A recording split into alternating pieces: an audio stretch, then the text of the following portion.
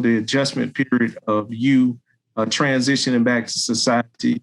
You family members have to be patient with you, and you have to be patient with them as y'all kind of like do a dance or a two-step and get to know each other once again.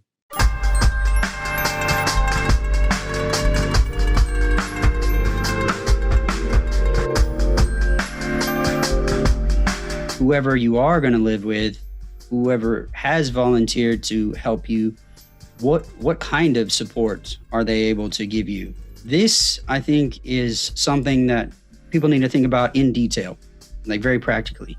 So what I mean, for example, is a lot of times people will say, well, my wife, my brother, my mother, somebody is going to help me with transportation when I first get out, right?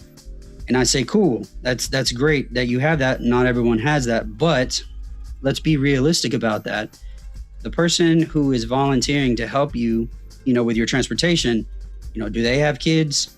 Do they have a job? Are they in school? What does their schedule look like? They're saying that they want to help you out because, they mean well. They want to help you out. Maybe they hadn't thought through things. Maybe you hadn't thought through things realistically about what that kind of schedule looks like. Because if you're coming out of prison, you got to go to drug classes, AA or NA or anger management classes. You've got to go to the workforce solutions to look for a job. You have to go to your parole classes. You have to go to all these different places. The person who volunteered to help drive you around may not be able to get you to all of those appointments because they have a life. They have other things going on. And if you hadn't thought about that in advance, and you're not sympathetic to what they're going through, it can cause a lot of problems.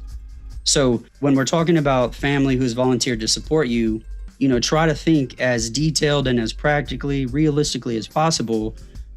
What does that look like? Transportation, housing. Your family said you could come stay with them for how long? Maybe they didn't specify.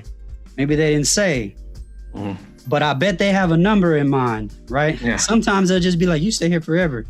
It don't matter because maybe, they need you to help with the house, but not everybody's family is like that. They might have a number in mind, like, well, we'll let them stay for 6 months. They ain't told you that, but in their mind, they're like 6 months is a reasonable time to help somebody out. But if we don't have these kind of discussions, try to be clear about those expectations or what can and cannot be done. The last thing you want to do is have those problems when you're out and now you're on parole and you're dependent on them.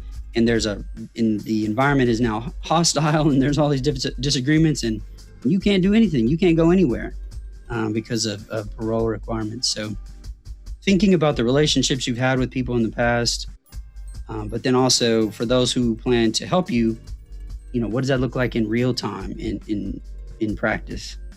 I think that being realistic, being real practical of the limitations of what people can and cannot do. In my situation is, my mother's, older and she has a car and she wasn't driving. So it was, pretty clear that I needed to get my driver's license as soon as possible because I could, take advantage of her not driving and, be able to take her to appointments and to be able to use the car to do the things that I need to do. But that's not always the case in some families.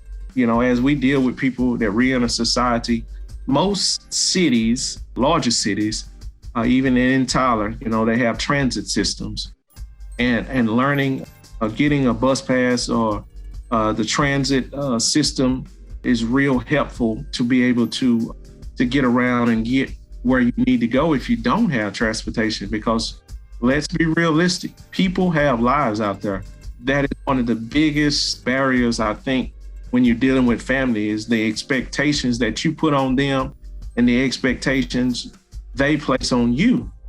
I think that was one of the biggest things, that tripped me up is I expected in those 25 years that I was gone for certain things to have happened as far as my brothers and my family members.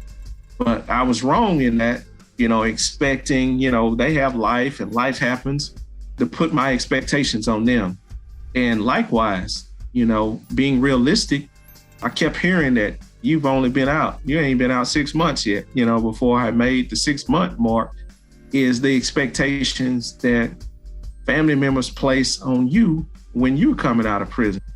So I think, the adjustment period of you transitioning back to society, family members have to be patient with you, and you have to be patient with them as y'all kind of like do a dance or a two-step and get to know each other once again.